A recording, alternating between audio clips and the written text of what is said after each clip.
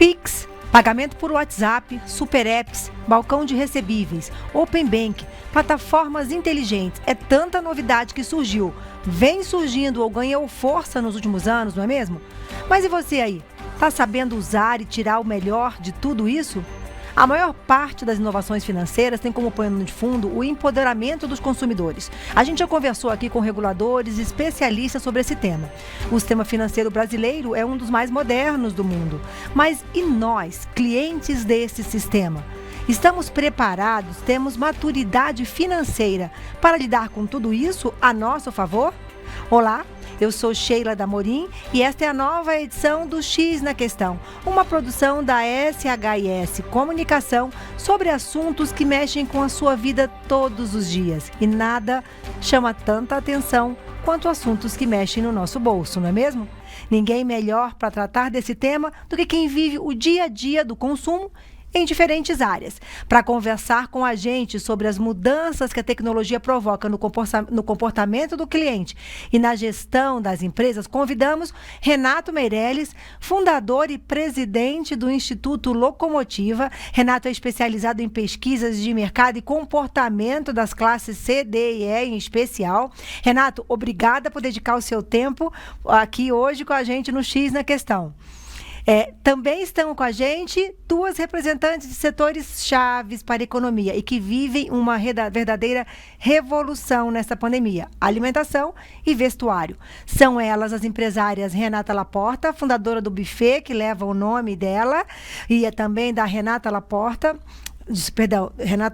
em casa, né, Renata? Tem uma nova marca agora aí.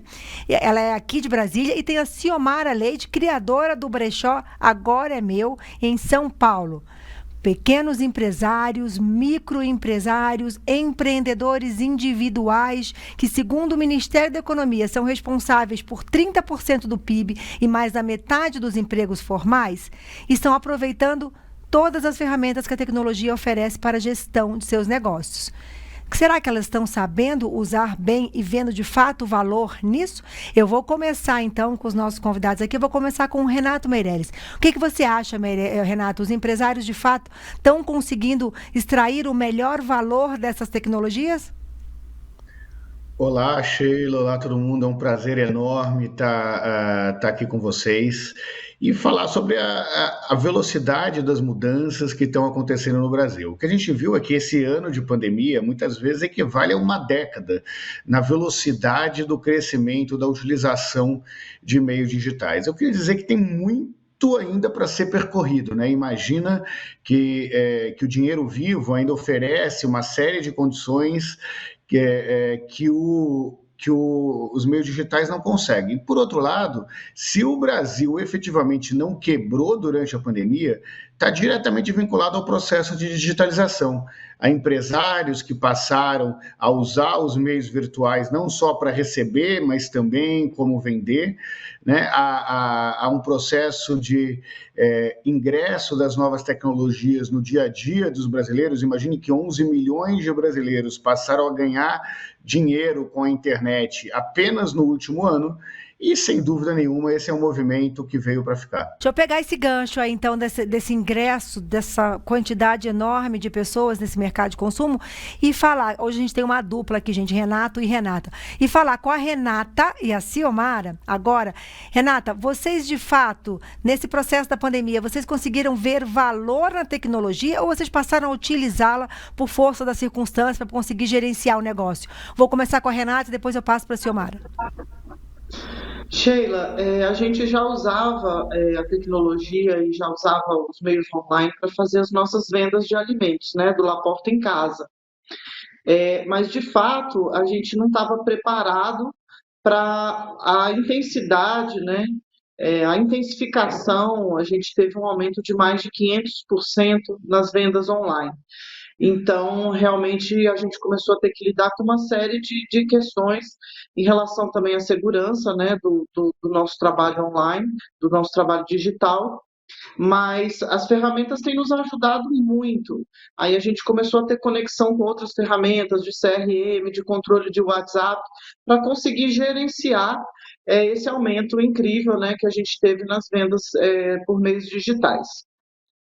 Ok. Ciomara, vocês sempre trabalharam com lojas físicas e virtuais ou migraram para o virtual para aproveitar a tecnologia, assim?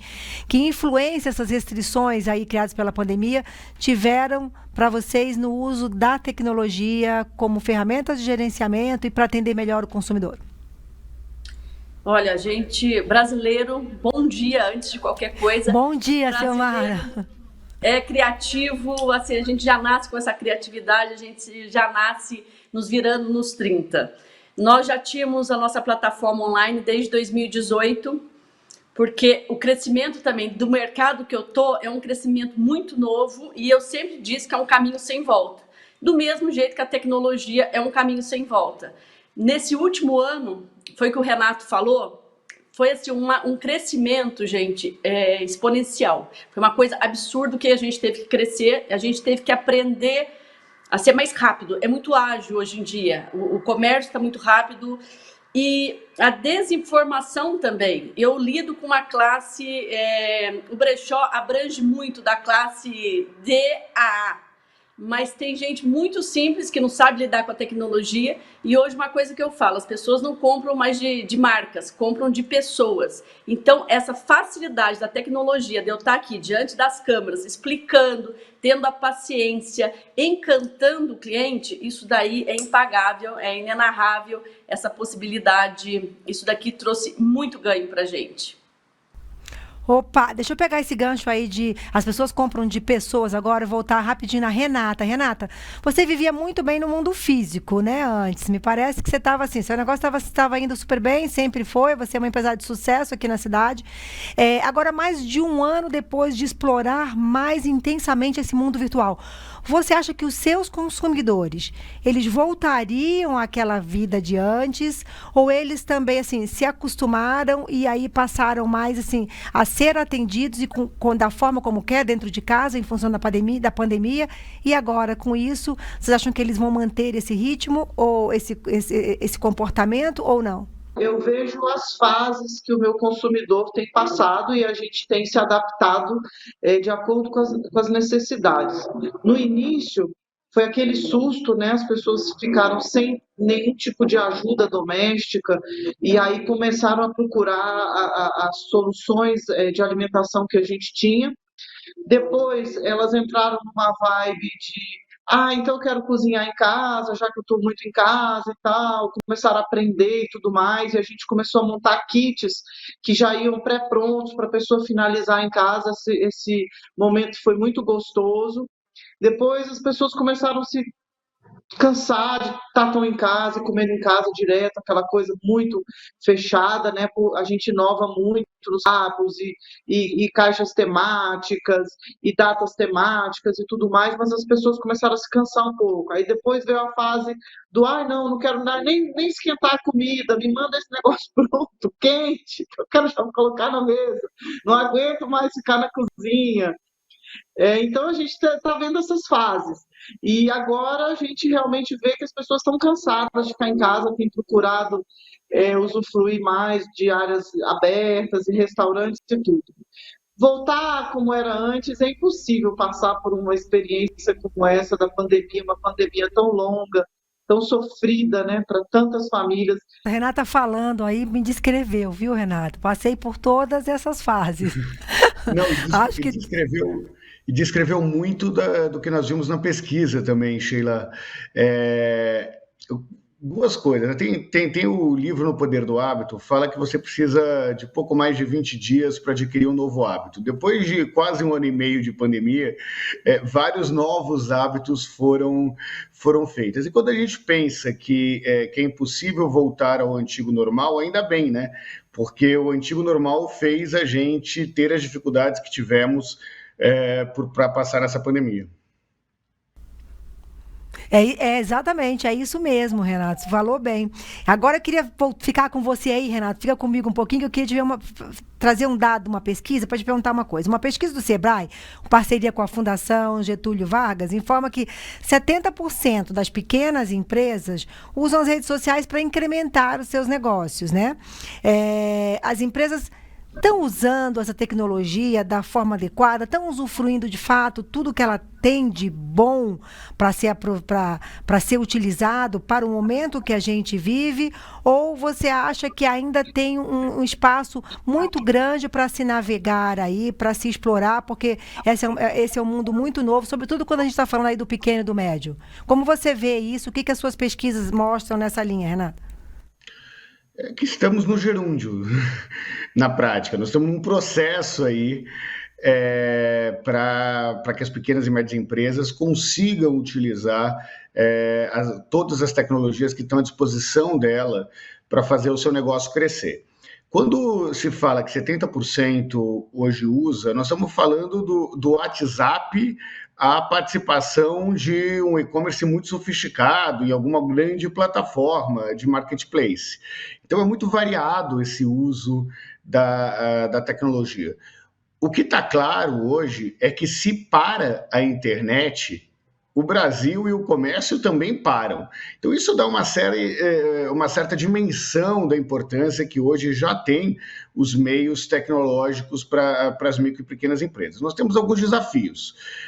Nós ainda temos bolsões de apagão no Brasil, então você tem alguns territórios que não conseguem ter uma internet de boa qualidade, o que dificulta o uso das micro e pequenas empresas desses territórios para a tecnologia, mas ao mesmo tempo nós temos uma conta muito simples. Os empresários, os micro e pequenos empresários que usam a tecnologia no seu negócio, ganham no mínimo, isolando todas as outras variáveis, 22% a mais do que aqueles que não usam. Então, investir em tecnologia, sem dúvida nenhuma, é um bom caminho para sair da crise. Mas e o consumidor? Porque a mesma pesquisa mostra que, assim, a gente falou de WhatsApp, é verdade, que é a plataforma aí preferida de boa parte dos brasileiros, tá, de donos de celulares, enfim, para troca de mensagem. Também é o preferido por 84% dos que vendem pela internet.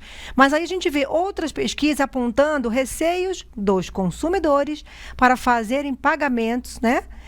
Usando o WhatsApp ou Pix ou tecnologias mais modernas aí. Se ainda tem um certo medo, uma certa insegurança. Como é que fica isso? Então, como que dá para lucrar mais se o seu cliente final ainda está aí um pouco inseguro? Ou está mesmo?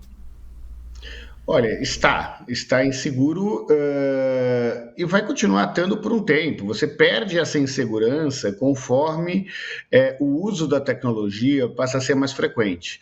O que acontece é que a gente não pode olhar as tecnologias apenas como meio de pagamento. O meio de pagamento é forma.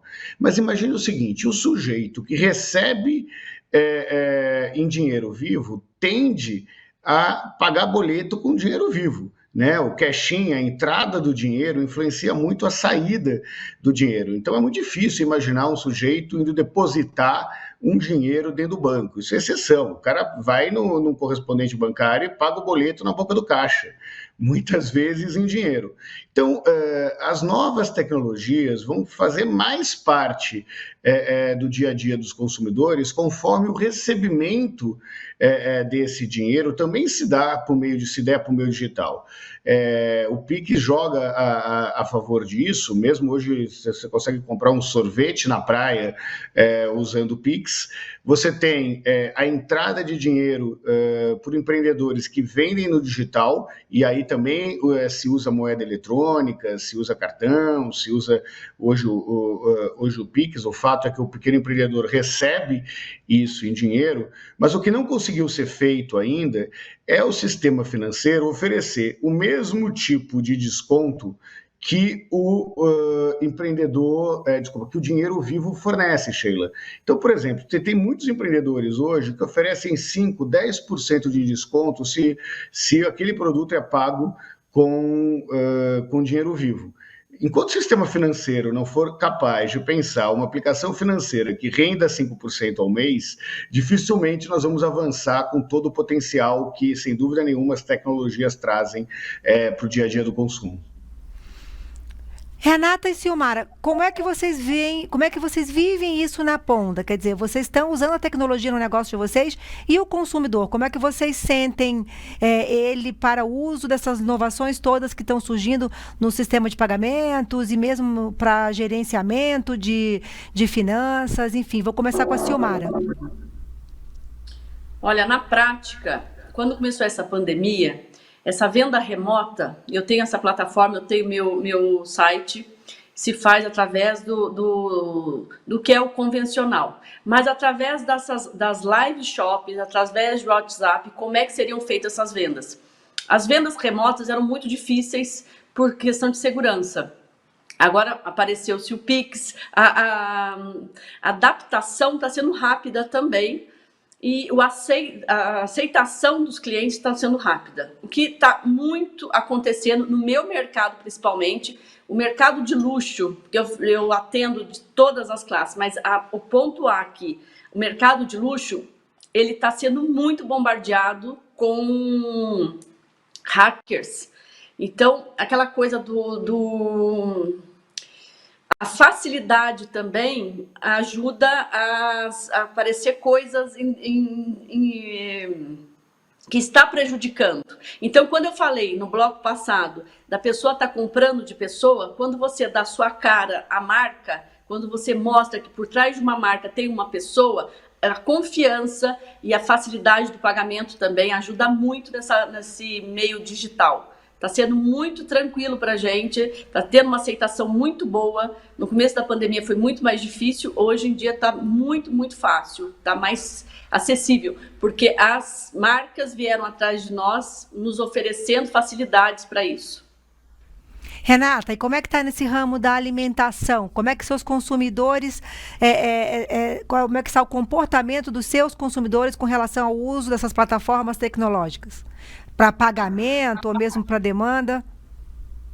Bom, no início da pandemia, a gente teve um pouquinho de dificuldade, que os clientes eram acostumados a pagar com muito cartão de crédito, ou algumas plataformas, tipo PagSeguro e tal, mas aí os cartões de crédito, eles começaram a evitar, porque não queriam contato com maquininha e tudo mais. O Pix veio para ajudar realmente, para dinamizar o pagamento. A gente mal termina de fazer o pedido do cliente, ele já envia, realmente ficou muito bom. A gente trabalhava muito pelo site, as nossas vendas eram muito pelo site, nosso site que era uma loja online. E durante a pandemia os clientes migraram para o WhatsApp, eles quiseram ter um atendimento mais personalizado. Eu acho que estavam com mais tempo e mais vontade de saber detalhes da comida, de indicações e tudo mais. Então, a gente teve uma migração gigantesca para o WhatsApp e, inclusive, a gente chegou a tirar a nossa loja online do ar e deixar tudo concentrado no WhatsApp, porque realmente teve uma queda gigante na vendas pela loja online. E hoje a gente continua firme no WhatsApp e também estamos trabalhando com a nossa loja online, mas o WhatsApp realmente dominou o meu mercado e os clientes gostam muito de comprar e receber as informações pelo WhatsApp. Então, a gente está trabalhando na questão da segurança e do gerenciamento dessas vendas, que existem sistemas, existem soluções, mas elas ainda não são no volume que a gente precisa. Renato tocou aqui num ponto que é na questão da rentabilização do dinheiro e a concorrência que essa visão tem com as novas tecnologias, né? Porque, é claro, você vai deixar o dinheiro no banco, você quer ser rentabilizado, você quer ter uma rentabilidade no mínimo que você acha favorável para não estar usando o dinheiro toda hora em espécie. E aí, eu queria ver uma coisa, Renato. Toda a mudança, todo o arcabouço regulatório que tem sido feito, vários serviços, novas tecnologias estão gerando a possibilidade de mais serviços bancários, quando a gente vê Pix, Open Banking, o próprio balcão de recebíveis, mas me parece que, do ponto de vista dos empresários, a gente ainda não tem ou tem uma maturidade suficiente para lidar com isso a seu favor, ou seja, saber usar esse empoderamento para barganhar, para conseguir taxas melhores, para conseguir rentabilizar melhor o seu fluxo de caixa ali. Isso a gente ainda está num processo de amadurecimento, de educação financeira. Em que estágio que a gente está? Os seus dados mostram alguma coisa nessa linha, Renato? Olha, a pandemia também acelerou esse processo nas micro e pequenas empresas, até porque com o comércio fechado, ou ela fazia isso ou quebrava, não tinha muita saída, né? Então, a velocidade disso, mesmo para as empresas que já tinham algum tipo de atendimento online ou de vendas online, a velocidade disso mudou muito. Ainda bem. O que acontece com esse processo ser mais sustentável, a gente tem que estar passo a passo com o consumidor, ou seja, olhar para frente, sempre dar o próximo passo para estar na frente da demanda do cliente com relação aos meios de pagamento, mas, por outro lado, também não esquecer desses hábitos do dia a dia. O que a gente tem visto também é que os empresários nem sempre conseguem utilizar toda essa tecnologia a seu favor. Um exemplo claro é a negociação de taxas. O Open Bank vai ajudar bastante isso, mas é um processo que demora algum tempo. Eu já vi empresários, por exemplo, quando vão pedir alguma grana emprestada, falam, olha, infelizmente o score do senhor não está muito bom. Eu falei, score? Quem é esse cara? Manda chamar esse tal de seu score aí para eu conversar com ele. Então, nem sempre as pessoas e os empresários ainda utilizam todas essas tecnologias a seu favor, mas esse é um caminho que, sem dúvida nenhuma, no sistema financeiro forte como o brasileiro, vai continuar crescendo e se aprimorando. E tem uma razão muito simples para isso. É muito mais fácil se oferecer crédito quando você tem um histórico de uma empresa. E, nesse sentido, os meios eletrônicos de pagamento favorecem a construção de uma avaliação de risco que vai permitir juros menores e um empréstimo maior de dinheiro, de capital de giro, de investimento para essas empresas. Renata e Silmara, então, pegando esse gancho aqui, outro dia, complementando isso que o Renato colocou, outro dia a gente esteve aqui com o Banco Central, a gente fez uma entrevista, a gente estava justamente falando das possibilidades do Open Bank, né, que ao contrário do Pix, ninguém vai fazer um Open Bank como você vai fazer um Pix, não é um produto. Ele é, na verdade, um conceito que vai permitir a geração aí de vários serviços.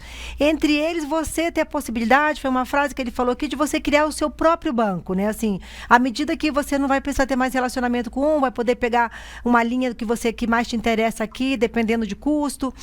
Hoje, quando a gente fala nesse gerenciamento financeiro, você acha que o Brasil, o brasileiro, o empresariado brasileiro, pequeno ou médio, está com maturidade adequada para viver, para estar nesse mundo, para ter o seu poder e exercer esse seu poder nessas negociações? Como vocês duas veem isso, pensando no dia a dia de vocês? Vou começar com a Renata agora. Você falando isso, Sheila, me lembra meu pai, né? Que quando eu tinha 5 anos começou a me ensinar que a gente precisava ter educação financeira, ter conhecimento financeiro, qualquer ramo, trabalho. Ele me falava, você pode ser artista plástica, dona de uma banca de jornal, você precisa entender como gerenciar seu dinheiro, como guardar seu dinheiro, o que é juro, como calcular um juro. E ele dizia muito isso, que nós brasileiros éramos muito falhos na educação financeira. Eu continuo achando que nós avançamos pouco no sentido de educar a nossa população. Eu vejo aqui pessoas bem instruídas que não conseguem fazer uma comparação e uma proporção de preço e peso de alimentos, por exemplo, coisas muito básicas, né? Então, eu acho que a gente precisa avançar nesse sentido. Silmara, e você? Como que você vê isso no seu negócio? Vou pegar o gancho da Renata. Eu cresci, eu já passei dos 50, então eu tenho a geração dos meus pais, a geração dos meus sogros. O pessoal mais antigo dependia muito de banco para financiamento, era mais fácil e não sei se era característico disso, da época deles, de estar sempre apoiando no banco. Hoje em dia, eu vejo essa clareza maior em saber que banco ganha-se. Então, hoje, com a entrada desses bancos digitais, a concorrência está maior, mas a gente tem uma taxa de juros que eu acho que não existe em nenhum lugar do mundo. É altíssima a nossa taxa de juros. E eu vejo que o brasileiro, eu brinco muito que a gente é o novo rico. Ainda tem aquele deslumbre do cartão de crédito. As pessoas, que a Renata falou, gente, falta educação financeira sim. O cartão de crédito é aquela falsa ilusão de que passou, não, tem que ter o dinheiro para pagar o cartão. Então, essa educação falta sim. Então, eu tenho o antigo que se dependia muito de banco, de financiamento. Hoje, um financiamento, quando você cai num banco, é muito caro. Existem as linhas de crédito, que o ano passado, principalmente na pandemia, vieram, mas os pequenos empresários, eu pelo menos não consegui, não tive acesso.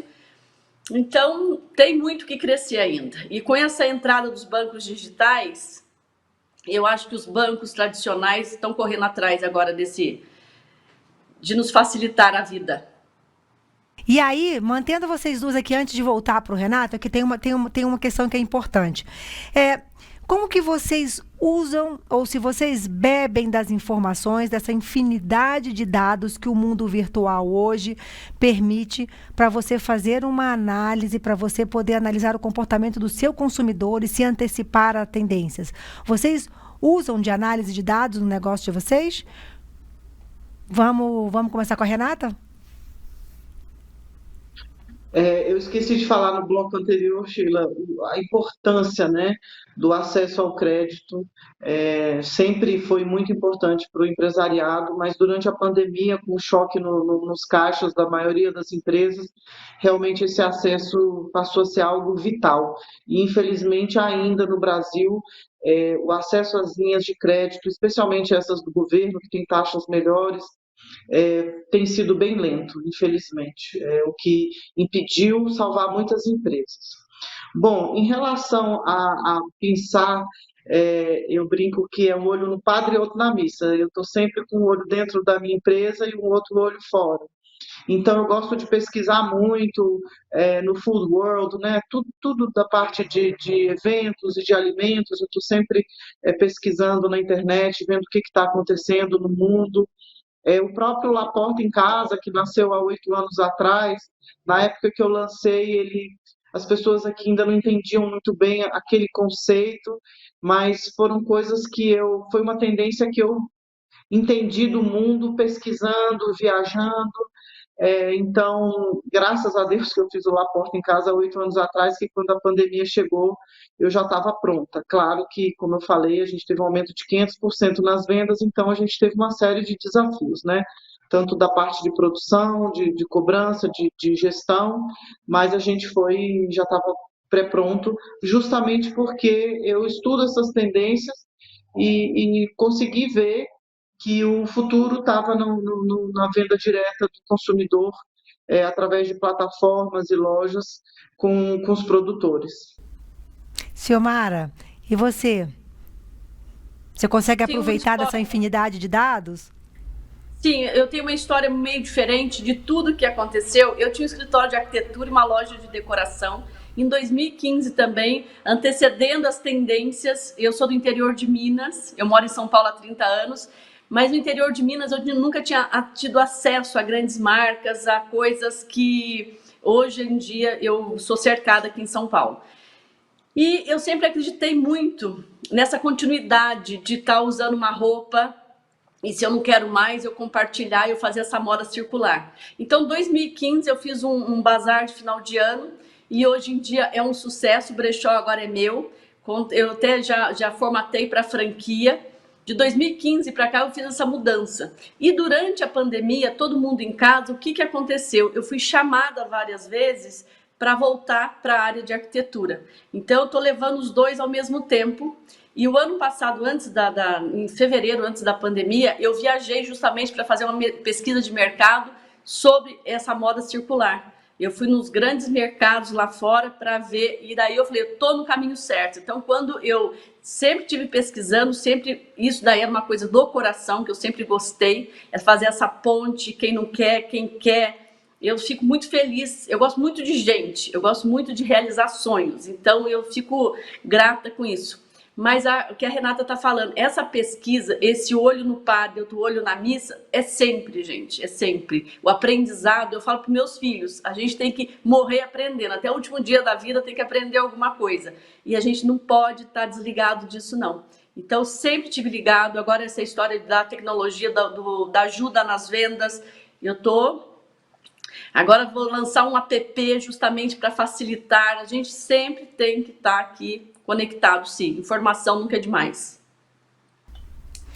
Renato, vou voltar com você aqui agora, porque eu queria explorar essa questão da infinidade de informações e de dados que a internet hoje nos permite analisar comportamentos, tendências. A gente já vê aí o desenvolvimento de plataformas, a aplicação da neurociência para estudar comportamento do consumidor, ou seja, acho que nem os computadores dão conta de tanta informação que a gente tem para processar hoje. A gente já partiu até para outras linguagens da inteligência artificial, já estamos usando outras coisas para poder comportar tanta informação. Como que você vê o aproveitamento deste universo vis-à-vis o que a gente consegue, de fato, tirar daí para ser útil no nosso dia a dia? Um empresário médio que está ali, como Renata, Ciomara, no dia a dia, administrando aí, o pedido do cliente, a entrega, o boleto, o financeiro? Olha, a gente tem que separar um pouquinho o que dá para fazer com esses dados, né? Vou dar alguns exemplos. Uma coisa é enxergar as tendências, as coisas que estão acontecendo, e aí faz muito sentido pesquisar em sites mais específicos. Tem muito dado público sobre isso, pode ser tendência de moda, pode ser tendência de alimentação, e tentando adequar isso ao padrão dos clientes que cada empreendimento tem. Existe também o uso da inteligência artificial, que é disponibilizado pelos grandes marketplaces, né, que vão acabando fazendo testes de anúncio AB e conseguindo colocar a serviço dos micro e pequenas empresas, tecnologias que antes só estavam disponíveis para as grandes empresas, tecnologias que estão fortemente vinculadas ao crescimento de vendas, não necessariamente a melhor forma de expor a sua marca, mas efetivamente em como vender mais. Nós temos novas tecnologias também que resolvem um problema que, em geral, os micro e pequenos empreendedores têm relacionados à entrega, logística, a última milha, né? E nós temos hoje uma série de portais que, inclusive, se responsabilizam por esse processo da última milha e fazem com que o produto chegue mais rápido no consumidor. Isso não é um detalhe, na medida em que o tempo passou a ser um valor muito importante para os brasileiros e brasileiras que topam comprar online, pagam e querem rapidamente poder usufruir do seu produto. Bom, nosso tempo está terminando aqui, mas eu ainda tenho que fazer uma outra perguntinha para o Renato. Em 2014, Renato, você lançou o seu livro, né, A Nova Classe Média, onde explica o comportamento de milhões de brasileiros que estavam saindo da pobreza e ascendendo para o mercado de consumo. Passados 7 anos agora, você acredita que o Brasil tem uma nova classe média empresarial, e aí não só do consumidor, ou ainda é aquela de 7 anos atrás, e a tecnologia influenciou alguma mudança aí? Olha, hoje a classe média empresarial é mais relevante dentro da classe média do que a classe média de consumidores. Por que eu estou dizendo isso? Porque com a redução do emprego formal, muitos brasileiros passaram a empreender. Então, a fonte de dinheiro dessa classe média vem muito desses empreendedores, dessas micro e pequenas empresas, desses donos de pequenos negócios, que não necessariamente têm tantos colaboradores, mas que conseguiram crescer graças ao seu negócio e não graças ao aumento do salário mínimo ou à geração de empregos formais. A gente costuma dizer que o que leva as pessoas a irem para a classe A muitas vezes é um emprego, uma promoção. O que fazem as pessoas saírem da classe D e irem para a classe C ou para a nova classe média brasileira, sem dúvida nenhuma, é o empreendedorismo. Bom, nosso tempo já está esgotado, o papo aqui está ótimo, a gente ficaria aqui mais um tempão, mas a gente vai ter que encerrar, agradecendo muitíssimo a participação dos nossos convidados. Renato Meirelles, obrigada pelo seu tempo. Renata Laporta, muito obrigada por estar aqui com a gente. Ciomara, você também. Eu espero tê-los aqui mais vezes para a gente debater essa coisa tão importante, né, que é a nossa economia, o nosso dia a dia. E você que está aí nos acompanhando, não deixe de seguir a SHIS Comunicação nas nossas redes sociais, no LinkedIn, e a gente vai encerrar aqui essa edição do X na Questão. Espero que tenham gostado e compartilhem à vontade. A gente não se incomoda com isso. Nosso time até agradece. Obrigada.